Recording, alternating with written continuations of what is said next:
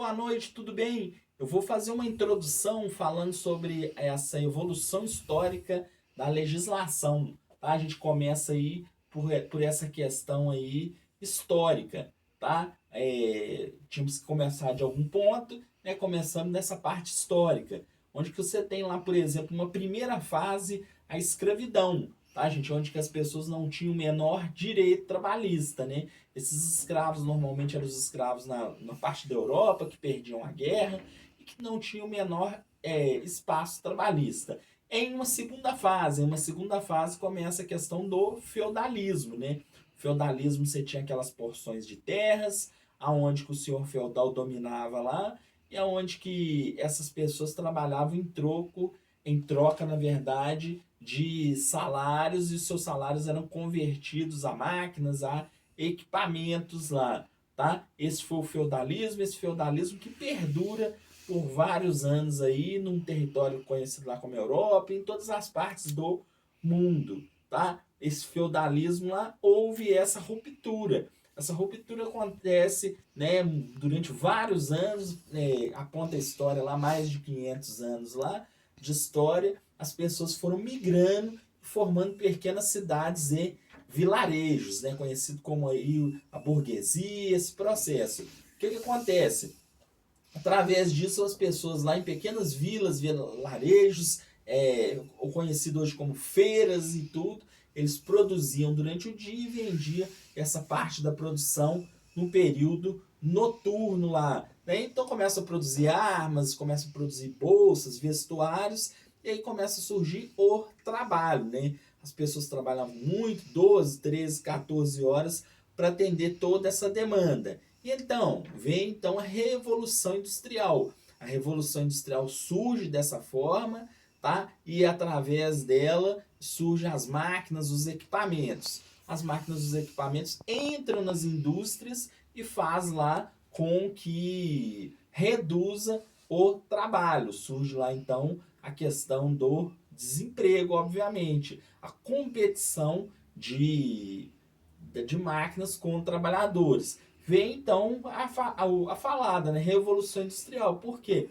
O pessoal foram lá, quebraram as máquinas, criaram, trouxeram todos esses problemas sociais. E aí vem então a intervenção estatal. Vem o Estado e o Estado lá, né, intervém lá para que as pessoas obedeçam esse processo lá, né? E aí surgem então as constituições, né? As primeiras constituições lá, uma primeira constituição de destaque lá, que pode aparecer lá na sua prova lá, é a Constituição do México em 1917. Então, México em 1917, com características como salários, né? Havia um trabalho, agora já surgem os salários, já surgem os horários, tudo isso vão se organizando. A partir daí, a gente traz uma data para a gente ter, né, realmente um norte dentro desse processo. A partir daí, os países passaram a trazerem as suas constituições, tá? Então a gente passa desse período aí de processo histórico e vão para os processos específicos, né?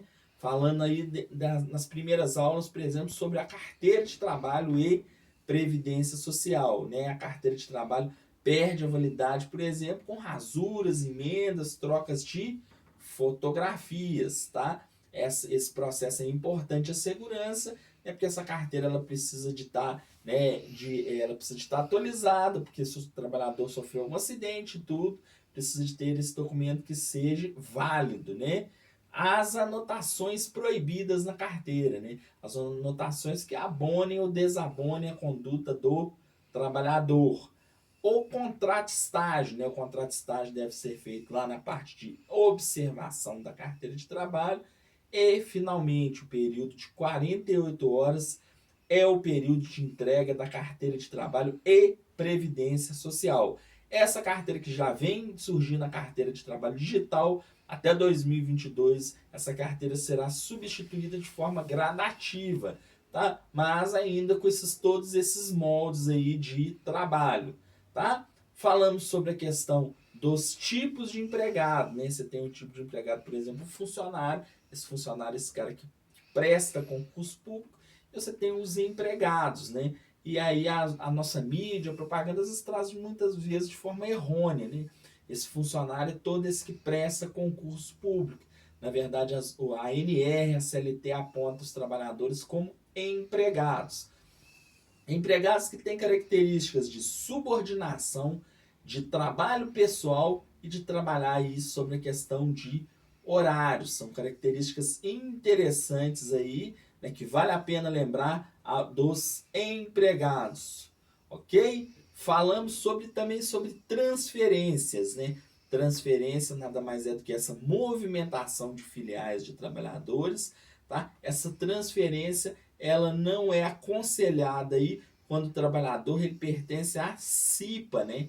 Comissão Interna de Prevenção de Acidentes. Esse trabalhador ele deverá ficar fixo aí dentro dos processos. Falamos sobre o PCMSO, né? O Programa de Controle Médico de Saúde Ocupacional, regido aí pela NR7 e com a coordenação do médico do trabalho. Também elencamos aí sobre livro de expensão. O livro de expensão é esse documento de porte obrigatório dentro da organização, tá? O livro de expensão do trabalho.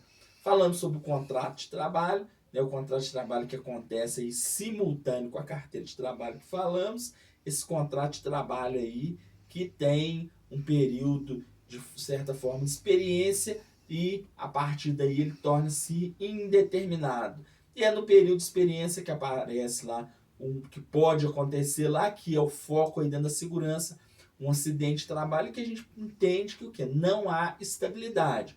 Obviamente o trabalhador acidenta, o contrato dele fica suspenso, ele passa por todo o processo de PCMSO, ele reabilita, mas ele retorna. Quando ele retornar, né, a legislação ela prevê que esse trabalhador pode ser dispensado sim, né? E esse olhar aí da segurança do trabalho que aparece, né?